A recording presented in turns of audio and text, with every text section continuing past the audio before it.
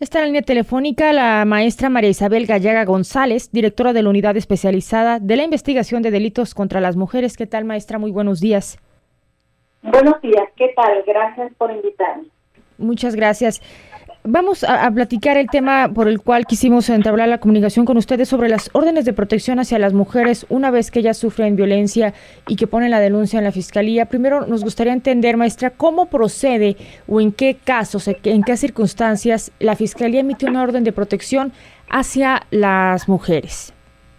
Siempre que una mujer se encuentra en una circunstancia de riesgo o peligro, los agentes del Ministerio Público, bajo su más estricta responsabilidad, tienen la obligación de dictar esas órdenes de protección, dependiendo, claro, el contexto de la violencia que estén sufriendo, ¿verdad? Eso no lo establece específicamente tanto el Código Nacional de Procedimientos Penales y la Ley General y la Ley Estatal de Acceso de las Mujeres a una vida libre de violencia. Mencionaba que depende a la violencia que estén viviendo, ¿verdad? Así es. ¿Qué violencia? Okay.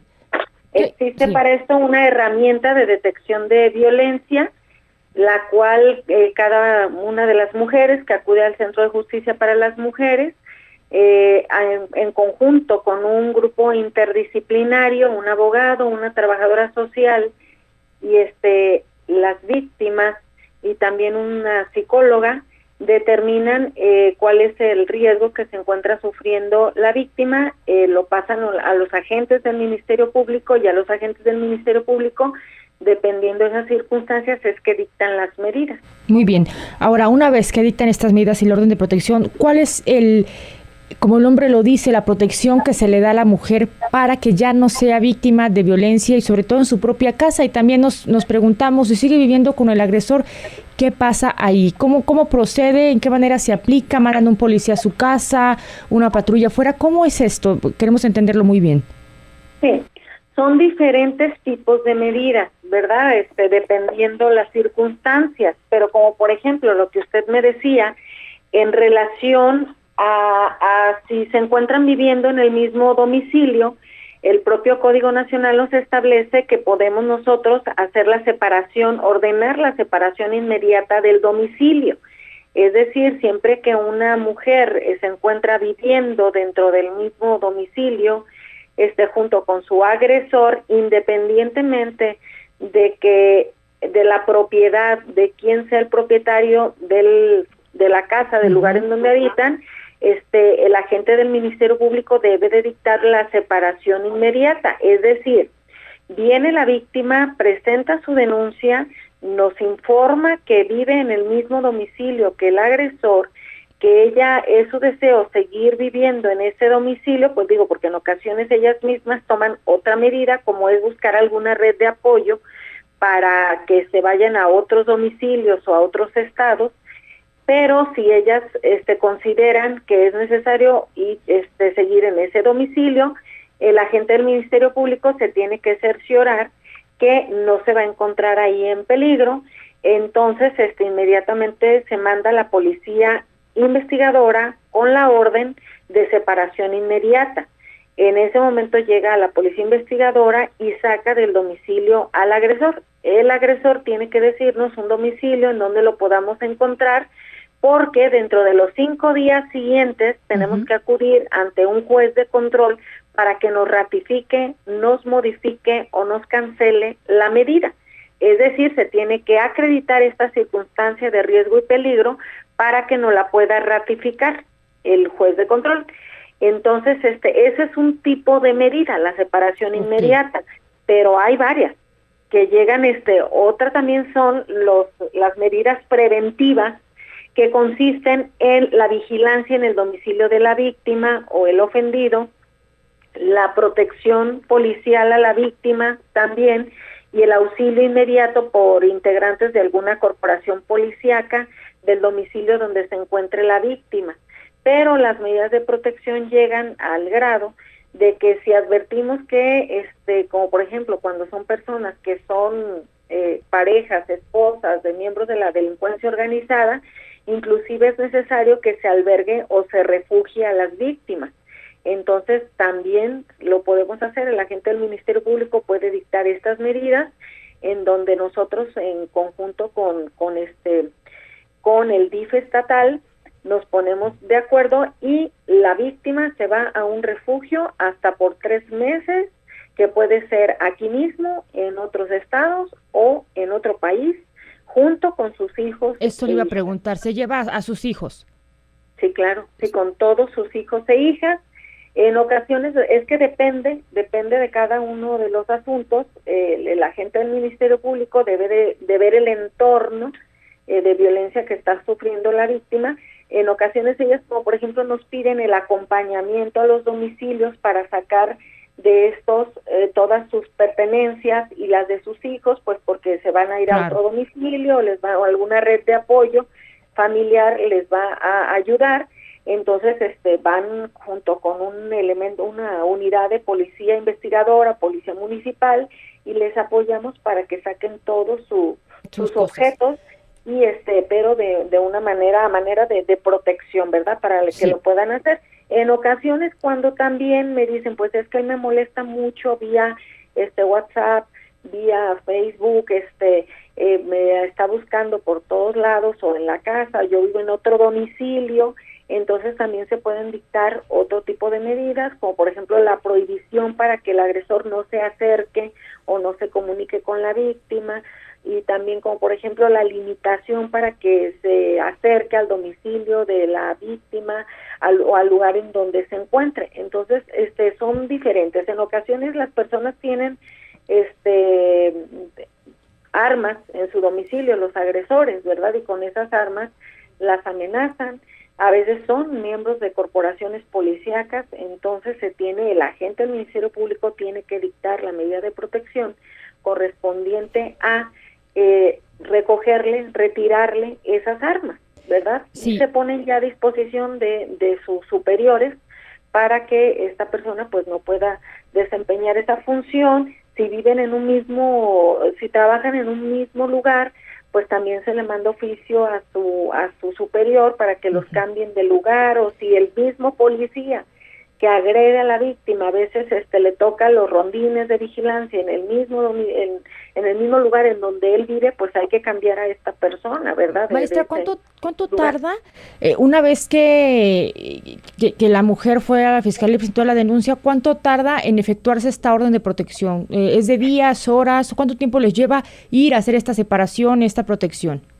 Se dicta inmediatamente, es decir, ella levanta la denuncia, hacemos la lectura de derechos, le hacemos saber los derechos que ella tiene, inmediatamente se ve la circunstancia de riesgo, si es necesario, si trae los testigos, en ese momento se le toman, porque tenemos que fortalecer para fortalecer nosotros la argumentación de la medida.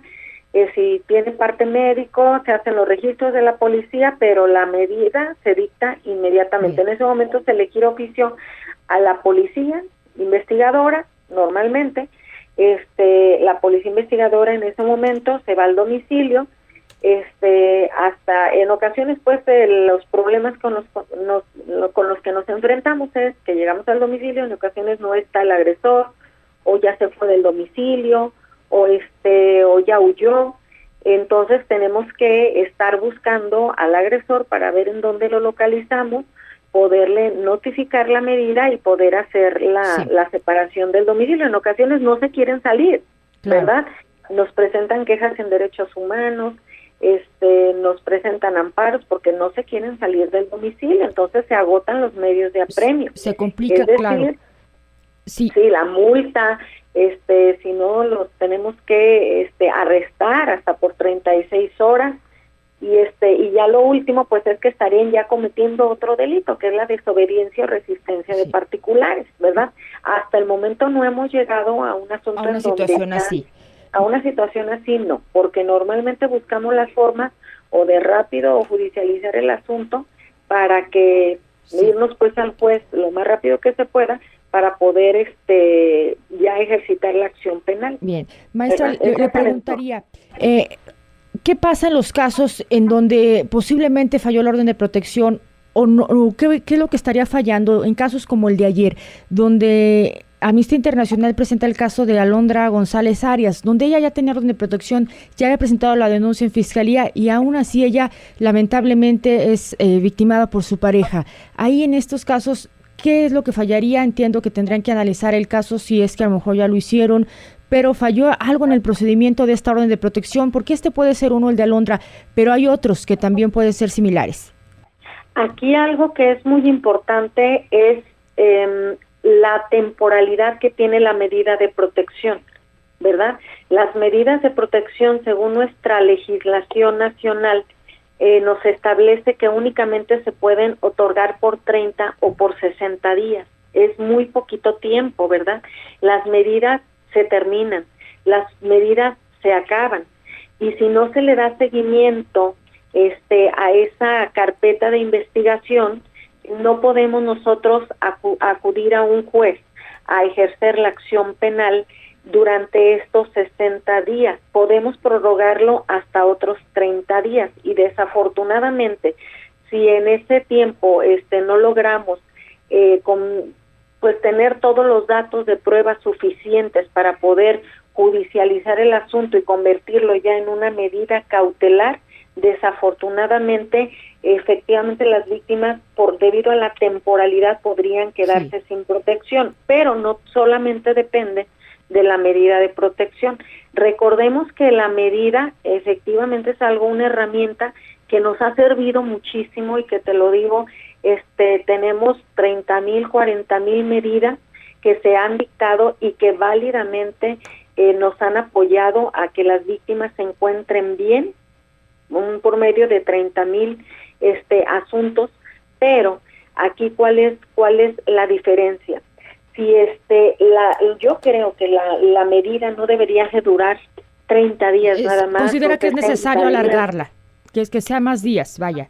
Mientras la víctima se encuentre en riesgo, y que también las víctimas nos apoyen en que cuando se les cita, cuando les hablamos, cuando tratamos de ir a buscar a sus testigos, que nos traigan los datos de los testigos, o sea, que nos apoyen en el procedimiento, porque en ocasiones en este proceso las víctimas ya no quieren continuar. Hemos tenido audiencias en donde vamos a pedir la ratificación y ellas mismas ya no nos permiten continuar con los procesos, ¿verdad? Maestra, sobre este caso que le pregunto, ¿ustedes tienen conocimiento? ¿Ya lo están analizando, este caso que ayer presentó Amnistía Internacional?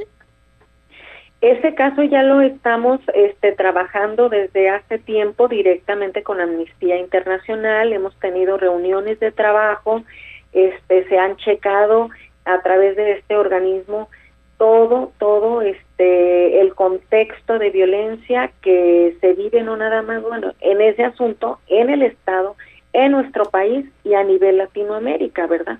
Bien. Desafortunadamente, la violencia contra las mujeres durante muchos años estuvo invisibilizada, ¿verdad? Estaba normalizada la violencia, y ahora, pues por medio del Centro de Justicia para las Mujeres, la Unidad de Delitos contra Mujeres, estamos trabajando incansablemente las 24 horas de todos los días del año, tratando de una u otra forma hacerle frente a todos los requerimientos que la violencia, tenemos que contar con cubrir todas esas necesidades, para que el entorno de violencia vaya disminuyendo, se vaya erradicando.